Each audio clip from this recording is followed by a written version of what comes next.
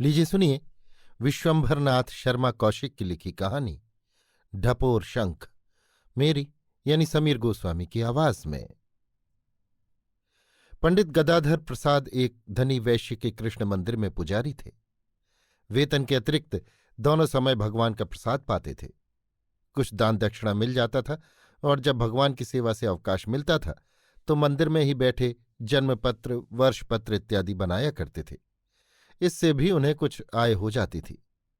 मंदिर के बगल में ही एक छोटा सा मकान था जो मंदिर के स्वामी का ही था। उसमें वो परिवार सहित रहते थे। इस प्रकार उनका जीवन निर्वाह होता था। प्रातःकाल 9 बजे का समय था। लालाजी की प्रौढ़ स्त्री, मंदिर की मालकिन, गंगा स्नान करके लौटते हुए भगवान के दर्शन करके घर जाती थी। मंदिर से उनका घर 1 फरलांग की दूरी पर था। आज भी वो नियमानुसार दर्शन करके आई थीं। दर्शन तथा परिक्रमा का कार्य समाप्त करने के पश्चात सेठानी जी पंडित जी से बोली, पंडित जी, कल रात लाला जी को बुखार आ गया। जान पड़ता है सर्दी खा गए। सवेरे पानी बरसा था, उसमें नहाते रहे। मैंने मना भी किया पर मेरी बात तो मानते ही नहीं। ऐसा जिद्दी आदमी तो देखा ही नहीं। पंडित जी मुस्कुराकर बोले, हाँ, ये तो आप यथार्थ कहती हैं। कुछ जिद्दी तो वो हैं। कुछ नहीं, बहुत जिद्दी हैं। अपनी जिद पर चढ़ जाते हैं तो दुनिया की नहीं मानते। हाँ, होता ही है। किसी किसी का स्वभाव ही जिद्दी होता है। ऐसा स्वभाव किस काम का? और जिद से सदा दुख ही भोगते हैं, फिर भी नहीं मानते। पंडित जी केवल मुंह बनाकर रह गए। बेचारे करते क्या? लाला जी की निंदा कर ही नहीं सकते थे, न सेठानी जी की बातों का विरोध कर सकते थे। अतएव मौन हो जाने के अतिरिक्त और कोई उपाय नहीं था। मैं अभी जाकर उनकी जन्मपत्री भेजूंगी, जरा देखना तो कोई ग्रह खराब तो नहीं है। सेठानी जी बोली, हाँ, और वर्ष भी भेजना। अच्छा, कोई ग्रह खराब हो तो जाप बाप करा दूं? हाँ हाँ, वो सब हो जाएगा। और जरा किसी बखत आकर जल छिड़क जाना। सो तो मैं स्वयं आता, आपके कहने की जरूरत नहीं है। तो जन्मपत्री भी वहीं आकर देख लेना। हाँ हाँ, आप चले, मैं भगवान का भोग लगाकर आ जाऊंगा। भोग तो तैयार होगा, मैं अभी जाकर भिजवाती हूं, कहकर सेठानी जी चली गईं। सेठ जी के बीमार होने का समाचार पाकर जपदान की अपेक्षा से पंडित जी का चित्त कुछ प्रफुल्लित हो गया। परित्राणाय साधुनाम विनाशाय च दुष्कृताम को अपने स्वरचित राग में, जो संगीत शास्त्र के समस्त नियमों का अपवाद होने की विशेषता रखता था, गाते हुए मंदिर के द्वार पर आकर खड़े हो गए। सड़क पर एक खीरे वाला, क्या मुलायम खीरे हैं, चिल्लाता हुआ जा रहा था। आपने गाना स्थगित करके पुकारा, ओ खीरे वाले, देखें कैसे खीरे हैं। खीरे वाले ने मंदिर के पत्थर पर आकर झल्ली रखी और एक खीरा उठाकर पंडित जी को दिखाते हुए वो बोला, देखिए कैसा बढ़िया खीरा है। पंडित जी ने खीरा हाथ में लेकर उसका नख-शिख बड़े ध्यान से देखा, फिर उसे सूंघा। सूंघ कर बोले, बासी मालूम होते हैं। बासी हुए तो पैसा न देना, खीरे वाला बोला। कैसे दिए? 2-2 लगा दिए। 4 दो, छोटे छोटे तो हैं। खीरे वाला झल्ली उठाने के लिए उद्यत होकर बोला, माल तो देखिए। अच्छा, 3 दो। कुछ हुज्जत होने के पश्चात खीरे वाला राजी हो गया। पंडित जी झल्ली के पास बैठ गए और स्वयं ही खीरों का निर्वाचन करने लगे। खीरे वाले की समस्त सिफारिशों की उपेक्षा करते हुए आपने झल्ली में से 3 खीरे ढूंढ निकाले। बाएं हाथ में खीरे लेकर दाहिने हाथ से टेंट में से पैसा निकालकर खीरे वाले को दिया और पुनः वही स्थगित राग आरंभ किया। परंतु इस बार पद दूसरा था, कोट कोट मुनि जतन कराहीं इत्यादि गाते हुए आपने 3-4 ताक देखे और चाकू ढूंढ निकाला। इसके पश्चात आप इधर उधर देखने लगे। भगवान के समीप वेदी पर एक दौने में कुछ पुष्प रखे हुए थे। आपने पुष्प तो वेदी पर उलट दिए और दौना लेकर अपने आसन पर आ बैठे। एक खीरा हाथ में लेकर आप ऑपरेशन करने ही वाले थे कि कुछ याद आ गया। कहकर पुनः उठे और परिक्रमा में घुस गए और कुछ क्षणों पश्चात थोड़ा नमक हथेली पर लिए हुए निकले। दौने में जरा सा पत्ता फाड़कर आपने नमक उस पर रखा। तत्पश्चात पुनः आसीन हो गए। राग पुनः स्थगित हो गया था। पंडित जी खीरों का कलाकुमा कर ही रहे थे कि रसोईया ब्राह्मण भोग लेकर आ गया। वेदी के निकट भोग की थाली रखकर वो जाने लगा तो पंडित जी बोले, अरे यार, एक नींबू और 2-3 हरी मिर्च भिजवा देना। अच्छा कहकर रसोइया जाने लगा। भूल ना जाना और जाते ही भिजवा देना। थोड़ी देर में एक कहार एक नींबू और 4-5 हरी मिर्च लेकर आ गया। पंडित जी ने 2 मिर्च कतर कर खीरों में मिलाई, नींबू निचोड़ा और नमक मिला दिया। इसके पश्चात उठे, हाथ धोए और भगवान का भोग लगाने का आयोजन करने लगे। भगवान का भोग लगाने के पश्चात स्वयं भक्षण करके पंडित जी ने रामनामी ओढ़ी और लालाजी के यहां पहुंचे। लालाजी पलंग पर लेटे थे। उनके पास ही सेठानी जी शीतल पाटी पर विराजमान थीं। पंडित जी कुछ पुष्प ले गए थे। पहले उन्होंने सर्वावाधा विनिर्मुक्तो इत्यादि का पाठ करके लालाजी को पुष्प दिए। लालाजी ने पुष्प नेत्र तथा मस्तक से छुवाकर अपने सिरहाने रख लिए। पंडित जी एक दूसरी शीतल पाटी पर बैठ गए। सेठानी जी उठीं और एक अलमारी से उन्होंने सेठ जी का जन्मपत्र निकाला। पंडित जी बड़े ध्यान से जन्मपत्र देखने लगे। 10 मिनट तक विचार करके सिर हिलाते तथा मुंह बनाते हुए पंडित जी ने हूं कहा। सेठानी जी ने पूछा, कैसे गिरे हैं? और तो सब अच्छा है, खाली चंद्रमा बिगड़ा हुआ है। चंद्रमा छठे रोगकारी होता है। छठा स्थान रोग का है। चंद्रमा उस स्थान में बैठा है और उसी की दशा लगी है, इसीलिए शीत के कोप से रोग हुआ है। चंद्रमा शीतल होता है, इस कारण सर्दी का रोग उत्पन्न करता है। परंतु कोई चिंता की बात नहीं, जपदान में बड़ी शक्ति है, सब ठीक हो जाएगा। चंद्रमा का दान क्या होगा? लालाजी ने पूछा।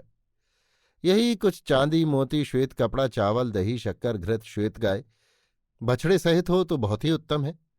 और 1 लक्ष्य चंद्रमा का जाप, बस इतने से पूर्ण शांति हो जाएगी। जो गऊ न मिले तो? सेठानी जी ने पूछा। तो गऊ का मूल्य दे दिया जाए। अच्छी बात है, तो कल सवेरे दान करा देना। जाप कौन करेगा? मैं किसी से करा दूंगा। अच्छी बात है, जाप कराई क्या पड़ेगा? 25 रुपये लक्ष्य का हिसाब है। वैसे आपकी जो इच्छा हो दे देना, ये तो घर की बात है। घर की बात है तो क्या हुआ, जो वाजिब है वो तो दिया ही जाएगा। सेठानी जी बोली। सो तो भगवान का दिया सब कुछ है, कमी किस बात की है? लालाजी ने कहा, जाप का संकल्प करा देना। कल सवेरे जाप करने वाले को ले आऊंगा, संकल्प दे दिया जाएगा। सब निश्चिंत हो जाने पर पंडित जी थोड़ी देर और बैठे, तत्पश्चात आशीर्वाद देकर विदा हुए। वो मंदिर न जाकर सीधे घर पहुंचे। पत्नी से बोले, रामलाल के लिए जाप ठीक किया है? पत्नी प्रसन्न होकर बोली, कहाँ? अपने लाला के यहां 25 रुपये मिलेंगे। बड़ा अच्छा है, आजकल वो तकलीफ में भी हैं। देख लो, हम तुम्हारे भाई का कितना ख्याल रखते हैं। पंडित जी मुस्कुराकर बोले, ख्याल रखना ही पड़ेगा, ख्याल रखते हो तो कोई एहसान करते हो। तुम एहसान न मानो, तुम्हारे ना मानने से क्या होता है? चलो रहने दो, बड़े एहसान जताने वाले आए। अच्छा, तो मैं मंदिर जाता हूं, उसे बुलवा लेना। इतना कहकर पंडित जी मंदिर चले आए। मंदिर आकर बैठे ही थे कि उसी समय एक व्यक्ति पीठ पर ट्रंक लादे तथा हाथ में गठरी लिए निकला। पंडित जी को देखकर वो बोला, कुछ मूंगा मोती चाहिए? पंडित जी बोले, नहीं। कोई शंख वंख? मेरे पास एक शंख बहुत बढ़िया है, मंदिर के लिए ले लीजिए। क्या बढ़ियापन है उसमें? शास्त्रों में जैसा विष्णु भगवान का शंख लिखा है वैसा ही है। अब पंडित जी की उत्सुकता बढ़ी। बोले, विष्णु भगवान जैसा शंख? देखें। उस व्यक्ति ने गठरी रखी और पीठ पर से ट्रंक उतार कर धरा। तत्पश्चात ट्रंक खोलकर एक मझोली आकार का अत्यंत श्वेत शंख निकालकर पंडित जी को दिखाया। देखिए कितना सफेद है, और ये 5 जन्य भी है। क्या? पंडित जी आंखें फाड़कर बोले, देखिए, सब शंखों में 3-4 रेखाएं होती हैं, इसमें 5 हैं।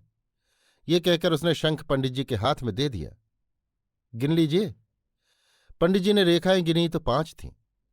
पंडित जी बोले, तो क्या सब शंखों में 5 रेखाएं नहीं होती? ना, आपके यहां शंख होंगे, देख लीजिए। पंडित जी जल्दी से उठे। भगवान की वेदी पर 2 शंख रखे हुए थे। उन्हें उठाकर उनकी परीक्षा की और बोले, इनमें तो 4-4 हैं। 4 से ज्यादा किसी में न मिलेंगी, चाहे जितने देख लीजिए। पंडित जी ने बाहर आकर अपने घर की ओर मुंह करके पुकारा, घस्सू रे, ओ घस्सू। 3-4 आवाजें लगाने पर एक अष्टवर्षीय बालक आकर बोला, क्या है चाचा? घर में जो शंख है वो जरा दौड़कर उठा तो ला। इतना कहकर आप अपने स्थान पर आ बैठे।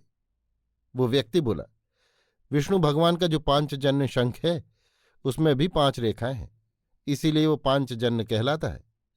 अच्छा, ये नई बात मालूम हुई। हाँ, मुझे भी नहीं मालूम थी। मैं जब रामेश्वरम गया तो वहाँ एक बूढ़े पंडित जी ने बताया था। बड़े विद्वान हैं, सारे वेद शास्त्र उन्हें कंठ हैं। उन्होंने कहा था, जिसे 5 रेखा का शंख मिल जाए उसे बड़ा भाग्यवान समझो। आजकल कलयुग में उसके दर्शन दुर्लभ हैं। पंडित जी ने बड़े ध्यान से पुनः शंख की परीक्षा की। इस समय घस्सु शंख लेकर आ गया। पंडित जी ने उसकी रेखाएं गिनकर कहा, इसमें भी 4 ही हैं। वो व्यक्ति बोला, आप 1000 शंख देखें तब भी 4 से अधिक नहीं मिलेंगी। आप इसे ले लीजिए, मंदिर में रखिए। साक्षात विष्णु का वास आपके मंदिर में हो जाएगा। पंडित जी बोले, अच्छा बोलो क्या लोगे? इसके दाम तो कोई क्या दे सकता है, पर मैं इस समय मुसीबत में हूं, परदेश आ गया हूं, रुपए की जरूरत है, इसलिए आपको 50 रुपए में दे दूंगा। 50 रुपए? 50 तो बहुत है। चीज भी तो ऐसी है कि लोग इसके दर्शन करने आवेंगे। जो जानता है वही इसकी कदर कर सकता है। किसी रजवाड़े में चला जाऊं तो न जाने क्या मिल जाए, पर इस समय तो मजबूरी है, बड़े कष्ट में पड़कर बेच रहा हूं। पंडित जी कुछ क्षणों तक विचार करके बोले, अच्छा तुम मेरे साथ सेठ जी के यहां चलो, यहीं सामने घर है, उनसे कहकर खरीदवा दूंगा, पर दाम कुछ कम करो। अरे पंडित जी, दाम वाम कम न कराओ, 50 रुपये इस पर निछावर हैं। अच्छा चलो तो, पंडित जी उठते हुए बोले। पंडित जी शंख वाले को लेकर सेठ जी के यहां पहुंचे। उसे नीचे बिठाकर आप शंख लिए हुए लाला जी के पास पहुंचे। सेठानी जी ने पूछा, जाप का संकल्प? बात काटकर पंडित जी बोले, नहीं, आज एक अपूर्व चीज हाथ आ गई है। ये कहकर पंडित जी ने लाला जी तथा सेठानी जी को शंख दिखाया और उसकी विशेषता भी बता दी। लाला जी शंख देखकर बोले, शंख तो बड़ा सुंदर है। सेठानी जी दौड़कर अपना शंख उठा लाई। उसकी रेखाएं गिनी तो 4 ही निकली। पंडित जी बोले, सब में 4 ही मिलेंगी, इसे तो विष्णु भगवान के शंख का जोड़ीदार समझिए। क्या दाम मांगता है? लाला जी ने पूछा। दाम तो बहुत मांगता था, पर मैंने 50 में ठीक किया है। 50? लाला जी आंखें फाड़कर बोले, सच पूछिए तो 50 में भी सस्ता है। ऐसी चीज मिलती कहाँ है? वो तो रुपए की तंगी से बेच डाल रहा है, नहीं तो यदि किसी रियासत में चला जाए तो न जाने क्या मिल जाए। जिसके यहां ये शंख हो उसके यहां साक्षात लक्ष्मी का वास हो जाता है। लाला जी के बोलने के पूर्व ही सेठानी जी बोल उठी, तब तो मैं जरूर लूंगी, मैं अपने पास से रुपए दे दूंगी। लाला जी मौन रहे। सेठानी जी ने झट से अलमारी खोलकर 10-10 के 5 नोट निकालकर पंडित जी को दिए। पंडित जी बोले, आप बड़े भाग्यवान हैं, ऐसी चीज भाग्य वाले को ही मिलती है। आज इस शंख को पाकर भगवान प्रसन्न हो जाएंगे। पंडित जी शंख लिए हुए नीचे आए, शंख वाले को साथ लेकर मंदिर आए।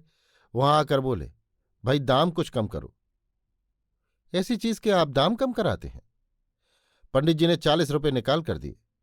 शंख वाला बोला, 5 तो और दीजिए, बस इससे अधिक एक पैसा न मिलेगा। लेना हो तो लो, नहीं ये तुम्हारा शंख धरा है।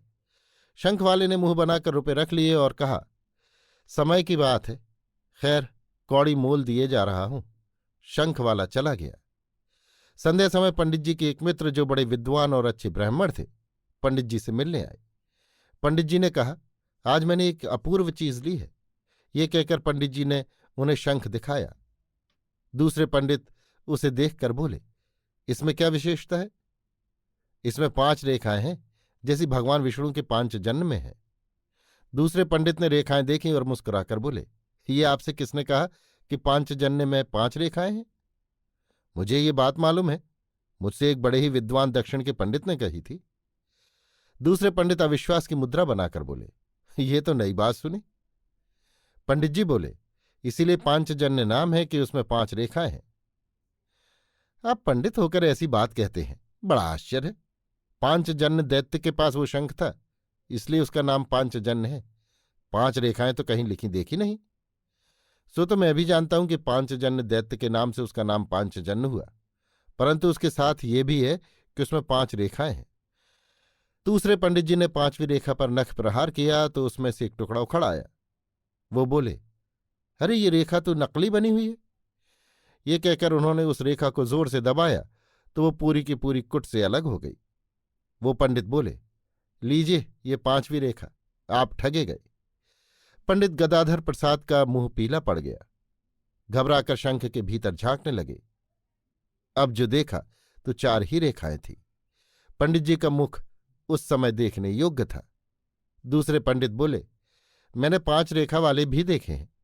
मामूली में 5वीं रेखा बड़ी महीन केवल चिन्ह मात्र होती है, किसी किसी में स्पष्ट होती है, परंतु ऐसे शंख बहुत ही कम मिलते हैं, इसमें संदेह नहीं है। पंडित गदाधर हाथ जोड़कर बोले, अब मेरी इज्जत आपके हाथ है, आप इसका जिक्र किसी से न करना। मुझे क्या मतलब है, पर अपने सेठ जी को क्या समझाओगे? उन्हें तो समझा लूंगा, कोई युक्ति सोचूंगा। तो बस उन्हें समझा लीजिएगा, मैं किसी से न कहूंगा। परंतु आपने बड़ा धोखा खाया। क्या बताऊं, उसकी बातों में आ गया। वो पंडित जी चले गए। दूसरे दिन पंडित जी प्रातःकाल सूर्योदय होते ही लाला जी के पास पहुंचे। लाला जी का ज्वर उतर गया था। लाला जी बोले, आज तो मेरी तबीयत ठीक है। ठीक क्यों ना होगी, वही तो मैं कहने आया हूं। मैंने वो शंख ठाकुर जी के आगे रख दिया था। रात में मुझे स्वप्न हुआ कि कोई कह रहा है कि हम ये शंख स्वर्ग में लिए जाते हैं। ऐसी वस्तु कलिकाल में भूमंडल पर नहीं रह सकती। तुम्हारे स्वामी का कल्याण होगा, उसने हमें ये वस्तु समर्पित की है। उसके सब पाप क्षय हो गए और अंत समय उसे बैकुंठ मिलेगा। ये कहकर वो अदृश्य हो गए। क्या बताऊं लाला जी, सवेरे आकर जो मैंने ठाकुर जी के पट खोले तो शंख गायब। मैं तो स्तंभित रह गया। ये चमत्कार मैंने आज तक नहीं देखा। आपकी बदौलत ये भी देखा। लाला जी बोले, तभी मेरी तबीयत इतनी जल्दी अच्छी हो गई। धन्य है भगवान, आपने उनका दर्शन किया। उनका रूप कैसा था?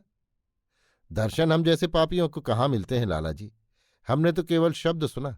झूठ क्यों बोले? लाला जी बोले, तो अब जाप वाप की क्या जरूरत है, अब तो भगवान की ही कृपा हो गई। पंडित जी का मुंह लटक गया, परंतु ऊपर से बोले, हाँ अब तो कोई आवश्यकता नहीं। बहुत ही उदास चित्त से घर आए। पंडितायन से बोले, रामलाल तो नहीं आया? पंडितायन बोली, आता होगा, मैंने बतला दिया था। पंडित जी बोले, अब जरूरत नहीं है। क्यों, क्या बतावे?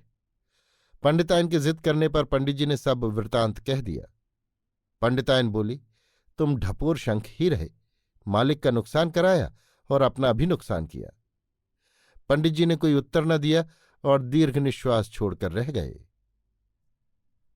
अभी आप सुन रहे थे विश्वंभरनाथ शर्मा कौशिक की लिखी कहानी ढपोर शंख, मेरी यानी समीर गोस्वामी की आवाज में।